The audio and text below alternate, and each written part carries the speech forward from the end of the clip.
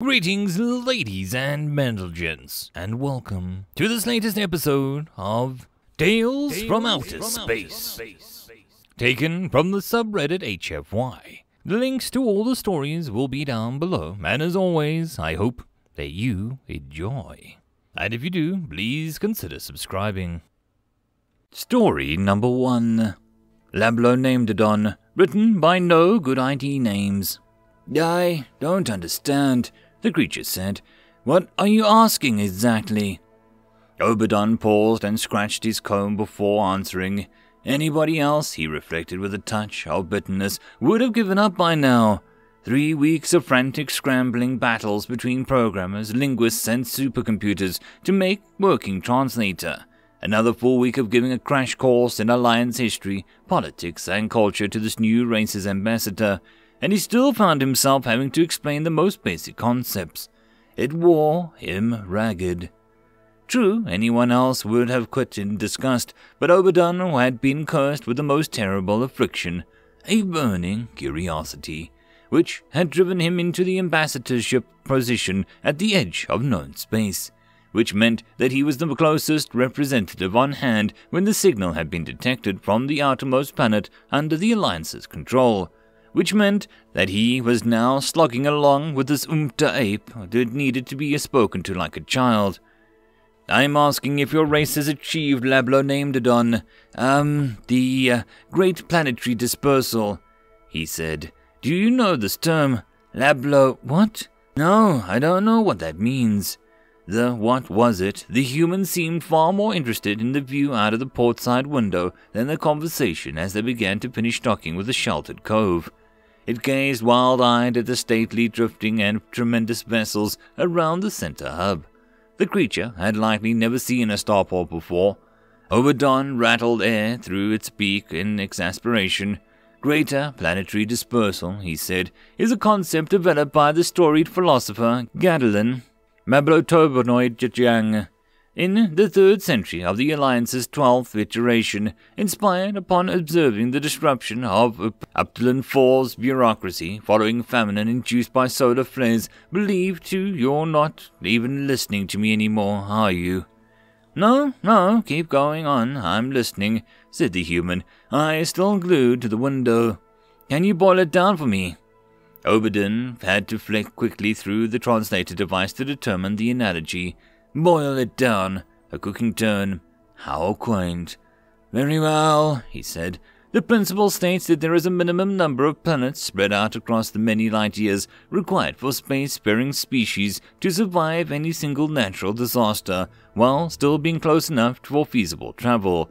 Be it an impact from a solar flare, or a supernova, or a gamma-ray burst, the dispersal theory allows the other planets to be best provide immediate aid, and at worst prepare to evacuate. In essence, we spread ourselves far enough that we cannot be wiped out.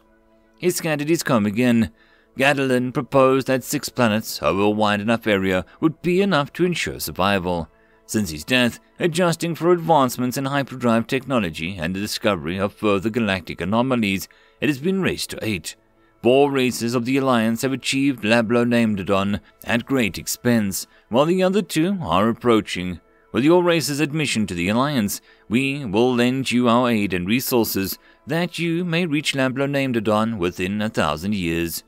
That got the human's attention. He pulled his gaze free from the massive docking arms finally latching onto their ship and turned to look at the Obadon.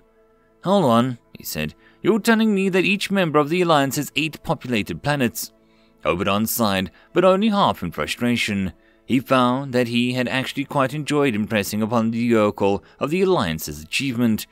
Not at all, he said. As I said before, the 2 lesser members, the Killet Plan and the Trekpillet, have not yet reached the 8 planets required for Lablonamedadon. Honestly, and how had these creatures even managed to leave their own system? Human's brow furrowed. Why not more? Obadon sputtered at the moment. More, he said. I don't understand the question. This may be difficult for you to understand, but terraforming and colonizing a planet is a tremendous undertaking, requiring most of a single civilization's resources and spanning many centuries. With 8 planets guaranteeing survival, what possible reason would we have for more? The human seemed about to reply when the door slid open to reveal the onagar of triplicate soldiers, their armor glistening black in the artificial light. "Ah," said Obadon, "it seems your escort has arrived. They'll show you to the council chamber." The creature rose from his seat, hesitated, and turned for some parting comment, then clearly thought better of it. As he passed the triplicate, they formed around him in a square, feet clicking with unnerving synchronization, and walked with him down the docking tube. Obadon watched him go. Despite the constant difficulties, he had enjoyed instructing the creature. He was almost sorry for how badly they were going to screw it over. Heblik sat glumly in his chair. He glanced to his left, where the rest of the council were seated in balconies and ascending height, a symbol of the hierarchy of their races. Immediately left were the triplicate senators and insect species, quiet and precise. As ever, only the subtle twitching of their antennae were markers of any form of emotion. Above them was the maproc, great lumbering mammals, with the prang, a sentient conglomeration of annelids. Highest of all was the Lablonamedadon, preening their jeweled quills, and the Zobafon, whip-thin reptilians peering oppressively over their railing. It was their original union that had created the alliance that ruled today. The 6 balconies circled a small podium on a high. Whenever this human arrived, he would find himself standing at the bottom of a long, narrow shaft, craning upwards while the council could glare down at leisure, like a specimen on a slide, to be examined and scrutinized through the barrel of a microscope. Heblik slouched a bit further. He should have been happy. Finally, his people could move up a rung in the alliance. For the first time in almost a millennium, they would be able to reap the long-promised profits of the venture. But for all of that, the emotions that continued to rule his mind were pity and disgust and fuming and helpless rage. A fanfare rang out in the chamber, and he straightened up. More than 20 meters below, the great doors were opening to reveal an almost robotic triplicate bodyguard and the human charge. As he came out of the center of the floor, the guards pivoted, paused, and marched away in what could only be described as a dignified skitter. Heblik leaned closer to the edge and looked at the human. The creature seemed crude chimeric meshing of each race and the alliance. It was a mammal like the maproc, but lanky like the zobafid, with bright shock-yellow fur on its crown, almost like the flamboyant fleshy combs bobbing up on the Lablonamedadon representatives. It lacked the fur coat of the maproc, instead having a smooth pink hide, much like the Heblik's own amphibious skins. The council chamber was specifically designed to excite a number of psychological reactions in an organism entering for the first time, primarily awe and fear. Heblik had looked forward to seeing these emotions in the human, that he could get a grasp on how they were expressing in an alien face. But in this, he was disappointed. The creature's visage, looking up on the council in all its glory, was as blank and unchanging as was the triplicate stoic. Its arched eyes on Heblik, then looked at each balcony in turn with the serene calm. The only creature it did not resemble was the prang senator. Then again, neither did anyone else.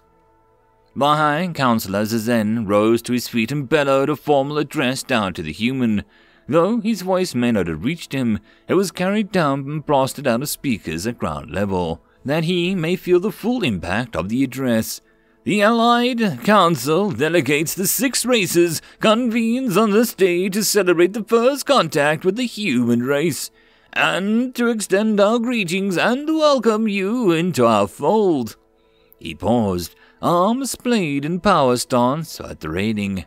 Many who find themselves at the bottom of the council chamber believe they need to shout to be heard. So far, from their audience, their foolish straining was a continual source of amusement for the pettier delegates.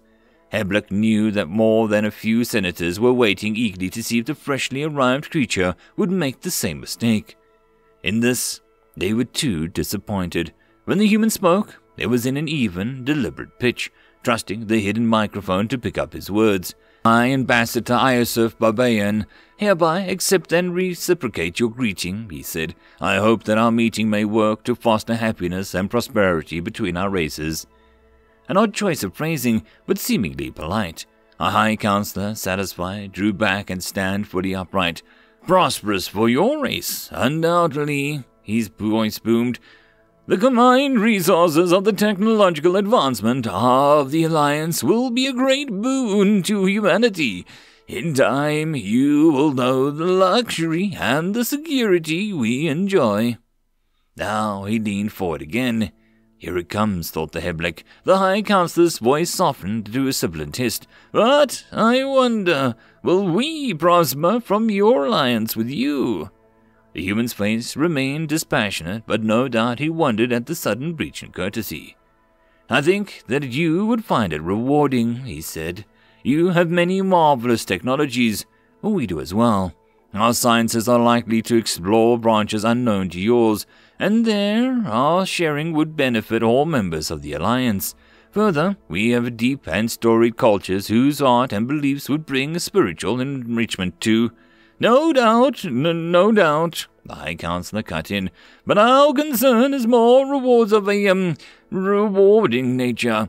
Raw materials, valuable minerals and elements, trained and untrained labor, that sort of thing. You must understand, we will be investing a great deal into the advancement of your race. We require a certain, guarantees that these investments will pay off." The human's eyes narrowed. A reaction, at last. Was it suspicion, readying for an attack, or a gesture of submissiveness? Or was he merely squinting to see the High Counselor better? "Such as?" he said. Then the hammer came down, one after another. Outrageous taxes to the Alliance, loans saddled with crushing compound interest on any and every form of foreign aid, grossly unbalanced trade agreements, unpaid human labor to be supplied to every corner of the Alliance territories. Each species stepped forward in turn to put another weight around the human's neck. As his own species came up to deliver their terms, Heblik gripped his arms and his seat until the blood won his fingers. The Glitpan had struggled under the virtual serfdom of the Alliance for almost 1,000 years. Yet here they were, ready to saddle another innocent species with the same debts. It was a gunboat diplomacy, the whole human race carved up into spheres of influence. At the same time, he marveled at the human self-control. According to the official records, his own people had raged furiously at the revelation. The Prang had proclaimed the blackest of curses upon the Alliance in their initiation. Even the triplicate had suffered nervous fits and begged for better terms when the facade of geniality had been stripped away. But in the end, all had realized the inevitability of their situation and bent their necks to the collar. And yet, the human stood there, unmoving, still wearing a placid expression. Heblik wondered if he should understand what was happening. Perhaps he was in shock. When the final terms had been delivered and the senators took their seats, after enduring almost an hour of alien creatures deciding his race's fate for him, the human had only one question. "And if we refuse these terms?" The High Counselor's toothy maw spread in a smug grin that Heblik would have loved to put his fist through. "Then you'll face the full might of the Alliance. The combined forces of 44 planets will bear down and annihilate whatever pitiful military strength that you have and claim your planet. Your species will be shattered, split apart, and sent to every planet enslaved. We will find and use for humanity one way or another." The human stood in silence. He fiddled with the device strapped to his wrist for a moment, and then looked back at the council. "You people, all of you are lucky," he began. "In the past week I've learned as much as I could about the histories of your races. Everything I could. It was my job, but more than that, I was eager and curious to learn about our new neighbors. I'm sure you hid as much as you could, especially about how you seem to screw over every race you can find. But I learned enough. Enough to look at all of you and say, 'Lucky.'" He began to pace narrowly, reaching the podium. Did he feel caged, or was it merely a human custom when speaking? "Each of your species evolved, advanced, and eventually tore free of the confines of their atmosphere," he continued, "and found new species waiting for them. Perhaps not the best neighbors, Heblik snorted at the obscene understatement, but you knew so early on that you were not alone. Humanity has not been that lucky. We evolved in what seems to be a particularly empty region of space. When we broke free of our planet, there was no one waiting for us. You don't know how long we have wondered if we were alone in this universe. You have no idea how long it has taken us to find you. Heblik blinked at both sets of eyelids, confused. What did it mean? How long? Hadn't the Alliance been there and meet the humanity as soon as they reached the stars? Hadn't the creatures come from an undeveloped world in a ship that could barely break orbit? How much did they actually know about the humans?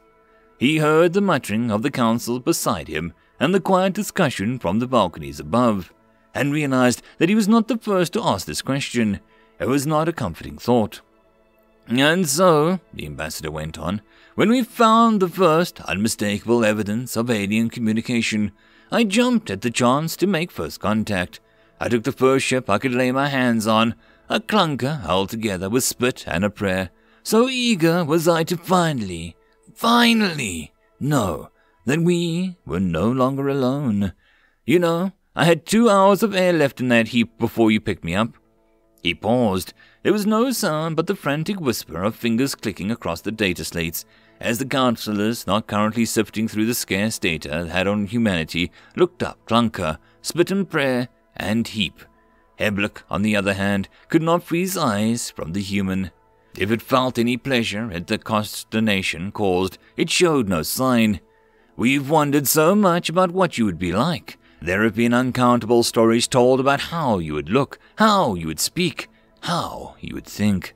So much we wondered how you would think differently than us, your thoughts of good and evil, on individuality, even how you perceive time. We wondered what words you would have that remained beyond translation, that require an alien mind to even comprehend. Yet here I am, he said, and I have to say, I'm disappointed. There is nothing new to learn from you. There is not one petty, banal cruelty that you've laid upon me today that humans have not committed upon ourselves. We have words for everyone. Imperialism, exploitation, zero-sum mercantilism. And human paused. Bad manners. He glanced at his wrist device again. But there is one word we don't have. A concept so alien that it defies comprehension. A word unthinkable to a species that has been so lonely for so long. Lablonamedadon. Now he looked up, straight into Heblik's eyes once more. Heblik shivered. The human held his gaze a moment, then turned to meet the gaze of each balcony. Even now, he said, I look at you and wonder how you could even think of such a term. The minimum needed to ensure survival. The maximum you were willing to sacrifice to expand your horizons. I can find only one word that comes close to translating Lablonamedadon. Now he locked eyes with the higher counselor. Complacency. Heblik became aware of his aide tugging frantically at his arm. He was pale and held at his data slate in trembling hand. We received multiple transmissions almost as soon as the human started talking, he said. All video feeds. Heblik took a slate curiously. His first thought was that he was looking at a view of the compound eyes, like the fractured feeds he'd seen on the triplet media. Then he realized that the data slate was displaying hundreds of videos, each showing a remarkably similar image. He zoomed in closer. They were humans. Each screen was a different transmission of groups of humans. Some in groups of 3 or 4, some in crowds almost too large to pick out individuals.